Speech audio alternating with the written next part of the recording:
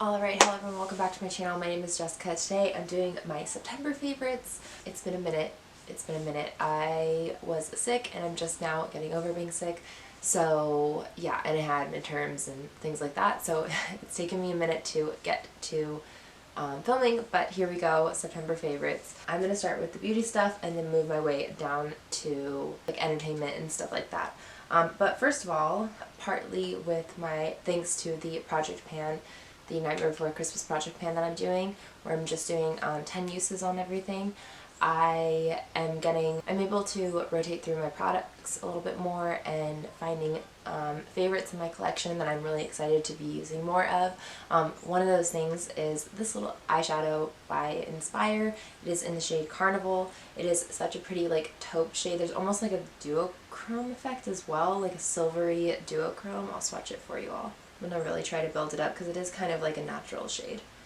But it's right over there for you. It's so pretty.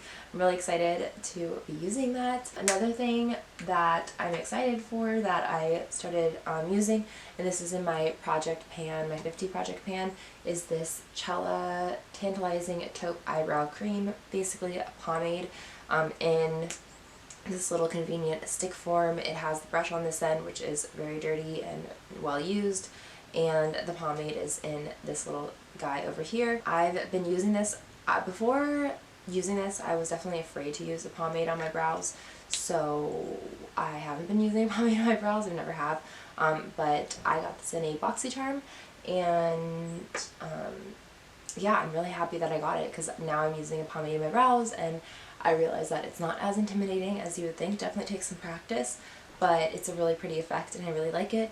And I've heard that pomades are really hard to get through as well, so if I could just switch to pomade instead of the eyebrow sticks or pencils, then that's probably better money-wise, which this is my last brow product that I will be panning in my Project 50 pan collection.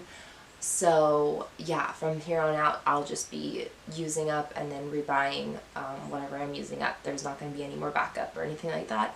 My collection is down to the number I want it after this product is done. Okay, so the next thing, that's it for makeup. As you all know, I'm project panner. I stick to my project pans, so when things are not in my project pan I don't tend to play with my makeup, unfortunately. I'm trying to get better at that, but yeah, that's where we're at right now. So those are my makeup products. The other thing that I'm liking that is beauty related / fashion related is this Baker Boy hat. It's a funny story, a weird funny story. So I had this on my Amazon wish list, and my mom and I both share our Amazon Prime account, and she saw it on the wish list and she bought it because she thought she had put it on there. I don't know why. She bought it, she didn't like it. When I went home to visit her in September, I was like, hey, that was supposed to be mine, because obviously I saw what she was buying because I have access to it, and she was like, oh, that's cool because I didn't like it, so you can take it. So yeah, there you go. And I really like it. It adds a flair. I love it. Really cute, and I'm really happy. Sometimes I feel like hats are so scary to wear. Sometimes I'm just like, I can't do it. This isn't me, but this is like, I just need more courage to wear hats because I actually adore them. I think they're so cute. I'll just wear this for the rest of the video because why not? So the next thing I have is going to be entertainment. While I was at home, I watched quite a bit of shows. The first show that I watched that I was really down for was Chernobyl.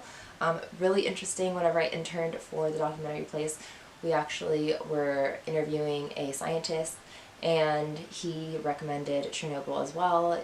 It's really interesting to see basically what went wrong, why it went wrong with like the nuclear power. People, I think, are really afraid of nuclear power because of what happened with Chernobyl, but the show shows, and there's I think more to it as well than what the show showed. But was just a lot of like hiding and like trying to cover up stuff, and it was basically not one mistake that happened, but multiple mistakes and cover-ups that ended up happening that caused Chernobyl. So yeah, it was a really interesting show and really really good to watch, and pretty sad as well, unfortunately.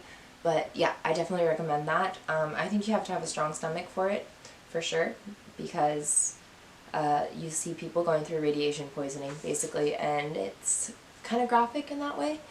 So a little warning on that. Also, I watched Big Little Lies, both seasons. I had never seen either season, and oh my gosh, it was so good. I was so surprised. I have the book. I was trying to wait to read the book first and then watch the show, but I'm so behind on reading that I just was like, you know what, I have the time. I should just watch the show while I was at home, and Mom has HBO. Took advantage of that. And oh my god, so good. Meryl Streep's performance, I mean, obviously Meryl Streep, you know, but she does not disappoint. She did great. Yeah, I really love that show. The last show that I watched, that I'm still currently watching, I started it while I was home because my mom has the DVDs and the movie was coming out, and I'm still not finished. I haven't seen the movie yet, but that was Downton Abbey. I am on season 6. I am almost done with it. Well, kind of. I'm on the beginning of season 6, which is the last season, but it's really good. It's pretty melodramatic, but I mean, if you go into it knowing that it's going to be like an old-fashioned soap opera, basically, it's really, really good. I'm excited for the movie. I can't wait to see it. Maggie Smith, of course, like, adore her. She has the best one-liners of all time. It's really interesting, especially because last semester I took a Jane Austen class where it was all about, Jane Austen's books are very much all about the middle-class people, upper class people of that time, and, well, I think before that time, but either way, you know, of England. And this is very much the upper class, and then the servants that serve that upper class. So there's a different divide, and it's really interesting to see both sides of things and how the social, economic status of people change their opportunities and the standards. And yeah, it's a really interesting social structure that you get to watch. Is really cool. Okay, and then I have my next favorite is a book, and it's called Men Explain Things to Me by Rebecca Solnit. This is a feminist collection of essays by Rebecca Solnit, and it was really interesting, really good. I really recommend it. I flew through it so quickly. Really interesting, like, just thought-provoking. There's a lot of like statistics in here as well, you know, about basically about women that were mistreated by men, or and how society basically covers it up, which is really frustrating. And yeah, there's just different ways to like look at things as well. I definitely wrote in here, I'm reading my notes right now, but anyway, sorry, I got distracted. But I definitely recommend this. It's really easy. I know like sometimes a collection of essays sounds like ugh, but they're more like thought essays about what she's witnessed and what she's saying, and less about like not necessarily a formal essay per se. There's definitely like a voice that she occupies for sure. But I recommend this for sure. It's really interesting, really fun to read. I'm currently also reading The Sun and Her Flowers by Ruby Carr. And I've already read Milk and Honey. I recommend that as well. But yeah, it's October, so they're not my September favorites yet, but a little preview. And yeah, that is it for those things. I also have my Pan That Palette finale. That is a favorite that I had that occurred in September. I'm so excited. I'm done with my Modern Renaissance palette. I'll link the video in the cards down below for you to check out if you haven't already. I recommend checking the whole playlist out so you can see my thought process throughout and learning about myself and the palette and how I like things and all of that throughout the whole journey. I think Pan That Palette playlists in general are really interesting to watch, like all the way through, because there's definitely like, you can see and hear a stream of consciousness going on and different thoughts of each month. It's really interesting and cool, I think, in general, not just on my video, but like in other people's. I binge lots of people, like Amber F especially, her Pan That Palette videos, because you can really, yeah, she's really good at articulating what she's feeling.